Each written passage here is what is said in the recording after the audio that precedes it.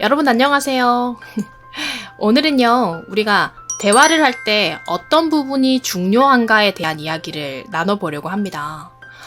대화를 할 때 아무리 이야기의 내용이 좋아도요, 뭔가 내 표정이나 내 태도가 나쁘면 대화를 하고 있는 이 상대방의 마음에는 전달이 되지 않는 경우도 많다고 해요. 예를 들어서 우리가 대화를 하고 이야기를 할 때 태도가 중요한 건 이미 이야기를 나눴었는데요. 그 외에 중요한 요소로 무엇이 있을까 하고 한번 생각을 해볼까 해요. 그랬을 때 제일 중요한 것이 우리 목소리의 톤, 말투 이런 것들이 있을 것 같은데요. 대화를 하면서 뭔가 말하는 속도에 따라서도 상대방에게 주는 인상들이 바뀔 수 있다고 합니다. 예를 들어서 뭔가 말을 빠르게 하는 사람 같은 경우에는 뭔가 에너지가 넘치고 활발하고 이런 인상을 줄 수 있는데요. 빠른 속도로 또 말까지 잘하는 사람, 유창하게 하는 사람들 같은 경우에는 뭔가 능력이 좋은 사람처럼 느껴지기도 하지만 너무 지나치게 말을 막 빨리 하는 사람 같은 경우에는 신뢰성이 떨어지고 뭔가 가벼운 인상을 줄 수 있다고 하는 말들이 있어요. 그랬을 때 반대로 천천히 말하면 내가 뭔가에 이 안심감과 설득력을 주기가 쉽다라고 하는데요. 그렇다면 우리가 뭔가가 대화를 잘 이어가기 위해서는 이 분위기를 만들어 가기 위해서는 어떻게 하는 게 좋은 것인가? 말하는 속도도 중요하고요. 나의 목소리의 크기? 그리고 말투 같은 경우에 최대한 지금 대화를 하고 있는 이 상대방에게 맞추는 것이 기본이라고 생각을 해요. 근데 때로는 우리가 의도적으로 내가 뭔가를 대화를 하고 싶지 않은 사람이 있을 수도 있어요. 그랬을 때 내가 이 사람하고 이 대화하는 것을 맞추고 싶지 않다. 나는 지금 더 이상의 대화를 하고 싶지 않은데? 하는 경우도 물론 있을 거예요.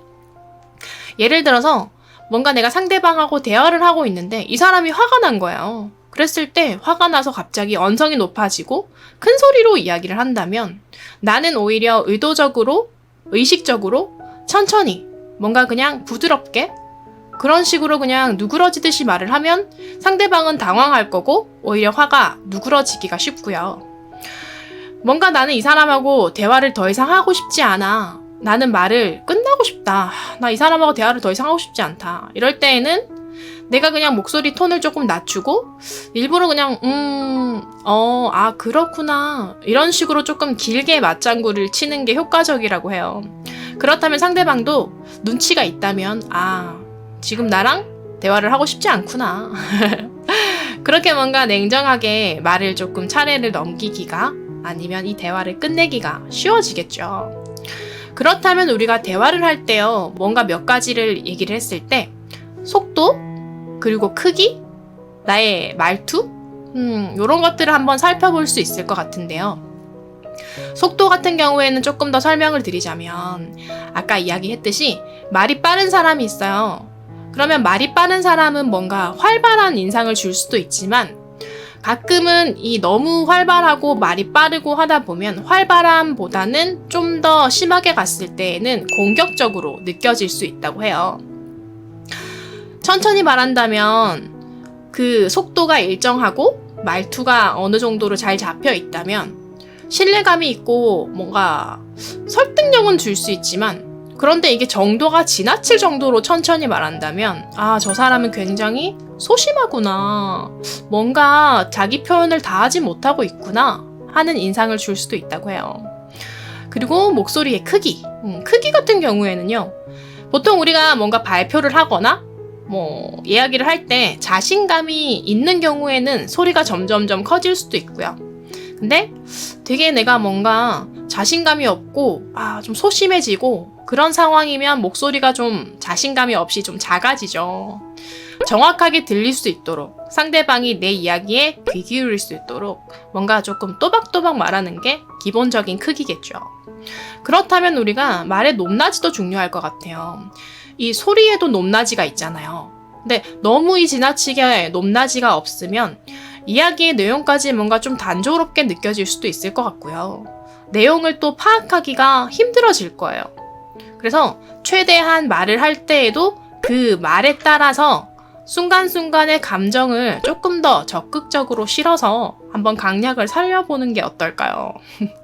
그렇다면은 어떠한 상황에 있어서 내가 말을 할 수 있는 좋은 방법이 있을까요? 뭔가 내가 좀 자신 있게 뭔가 말을 좀 쉽게 하고 싶어요.